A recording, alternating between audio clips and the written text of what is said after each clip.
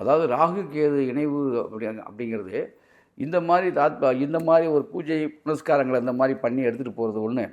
இந்த கொள்ளு உளுந்தை வந்து சாப்பாட்டில் இணைச்சி அதிகமாக பயன்படுத்துகிற ஒன்று இருக்குது. குறிப்பாக ராகு காலத்தில் இந்த ராகையும் உளுந்தையும் ஒன்று சேர்த்து சாப்பிட்டால், அதை குளிகன் காலத்தில் சாப்பிட்டாலும் நல்ல மாற்றங்கள்லாம் ஏற்படும். உடலில் இருக்க நோய்கள் கூட கட்டுப்படும். உடல் ஆரோக்கியமாக ஆற்றல் மிக்கதாக இருக்கும். அந்த சர்ப்ப நோய், ரெண்டாவது அதாவது உடல் சம்பந்தப்பட்ட தோல் சம்பந்தமான நோய்கள் கூட இதிலேருந்து போகும். இவ்வளோ விஷயங்கள் அதில் அடங்கியிருக்கு. உளுந்து, செங்கொள்ளு, இதுதான் இதுக்கு உரியது.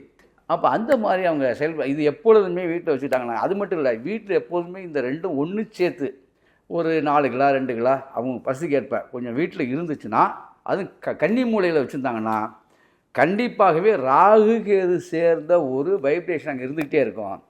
எவ்வளோ பிரச்சனைகளும் கூட அத்து போயிடும்.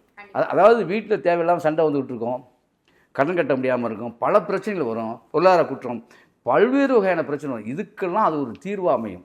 ஆனால் கேட்கும்போது உங்களுக்கு சாதாரணமாக இருக்கும். செயல்பாட்டில் பார்த்திங்கன்னா அதோடைய வீரியம், அதோடைய வெளிச்சம் அவ்வளோ பிரகாசமாக இருக்கும்.